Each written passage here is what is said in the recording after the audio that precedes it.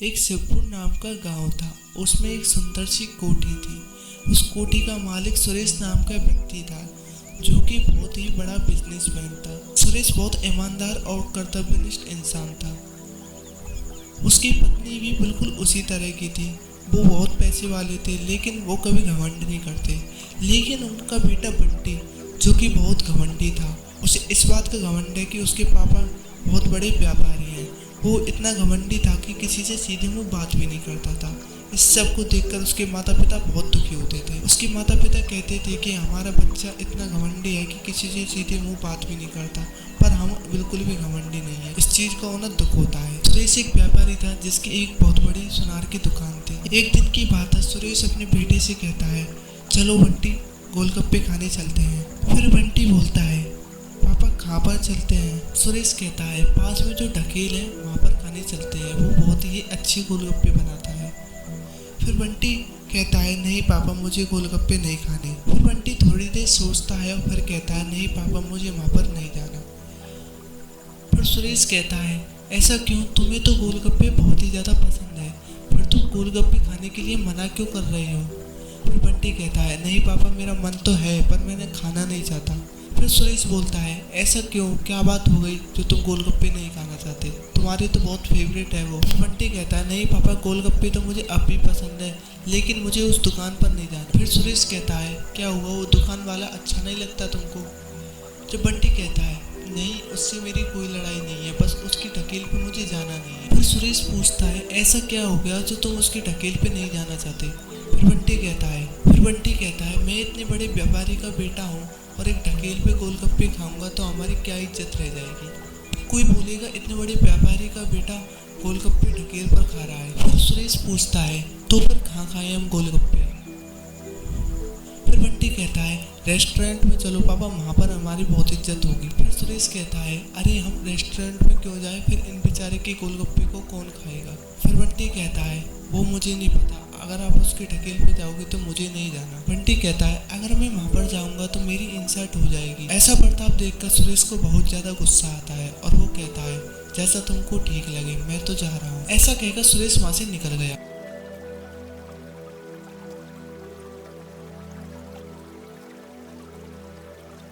कुछ देर बाद वहाँ पर बंटी के दोस्त आ जाते हैं।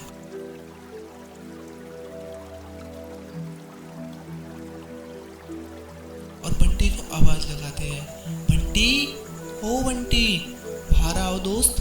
फिर कुछ देर बाद वहाँ पर बंटी की माँ आ जाती है और कहती है, क्या हुआ बच्चों, क्यों आवाज लगा रहे हो?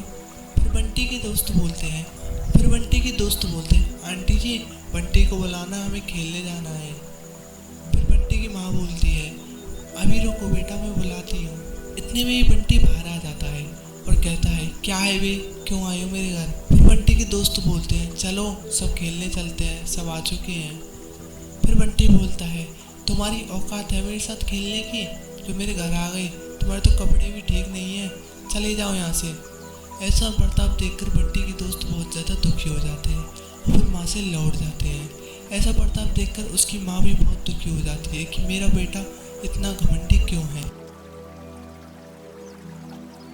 एक दिन सुरेश अपने बेटे बंटी को बुलाता है और कहता है, बंटी, मुझे कल बाहर जाना है, मुझे कुछ काम है, तो तुम्हें पूरे दिन दुकान पे रहना है।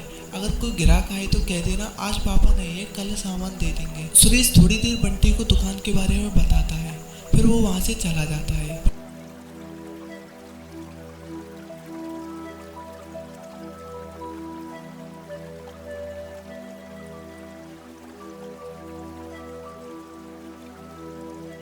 दुकान पर पहुंच जाता है।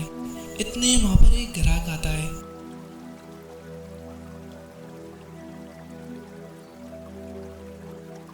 और वो ग्राहक कहता है, ओए, तेरे पापा कहाँ हैं, उसको बुलाओ। फिर बंटी कहता है, मेरे पापा यहाँ नहीं है, वो बाहर गए हैं कुछ काम से। क्या है, तुम्हें क्या लेना है? फिर ग्राहक कहता है, ए देख, मुझे एक सोने की चैन लेनी है, मेरी आज सालगिरह है और आज मुझे अपनी पत्नी को गिफ्ट देना है, तो जल्दी से मुझे एक सोने की चैन दे दे और कितने पैसे हैं जल्दी से बता। फिर फिर बंटी कहता है, तुम्हारी औकात है सोने की चैन पहनने की, चली जाओ यहाँ से, पता नहीं कहाँ कहाँ से आ जाते हैं। ग्राहक को यह देखकर बहुत गुस्सा आया और उसने मन ही मन कहा, इसका तो कुछ करना पड़ेगा। फिर वो वहां से चला गया।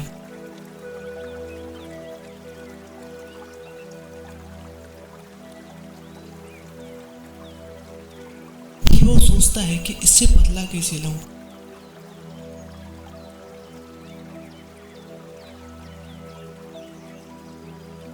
फिर रात होते ही वो सीधे उसकी दुकान पर चला जाता है।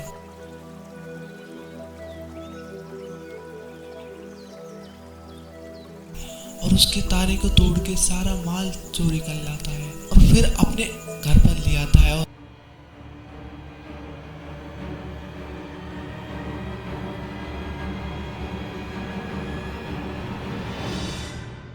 वो सारा माल बेच देता है। अगले दिन सुरेश अपनी दुकान खोलता है और देखता है कि सारा माल गायब हो चुका है। यह देख के सुरेश बहुत चकित हो गया और कोमा में चला गया। बंटी की माँ डॉक्टर को घर बुलाती है और उनका इलाज करवाती है। फिर डॉक्टर कहता है ये कम से कम 6 महीने में रिकवर होंगे, जब जाके ये चल पाएंगे, अभी ये कोमा में है। यह सब देख के बंटी को एहसास हुआ कि हम मुझे किसी से गलत नहीं बोलना चाहिए। यह सब देख के बंटी को एहसास हुआ कि मुझे किसी से गलत नहीं बोलना चाहिए। उसको अपने करने का फल मिल गया था और उसे बहुत ही ज़्यादा पछतावा हो रहा था। तो ऐसी हमारी वीडियो देखने के लिए हमारे चैनल को सब्सक्राइब करें और बेल आइकन दबाएं और हमारे चैनल को सब्सक्राइब करने के साथ साथ वीडियो को लाइक करें और कमेंट करके बताएं वीडियो आपको कैसे लगी और किसी भाइयों को भी शेयर करें।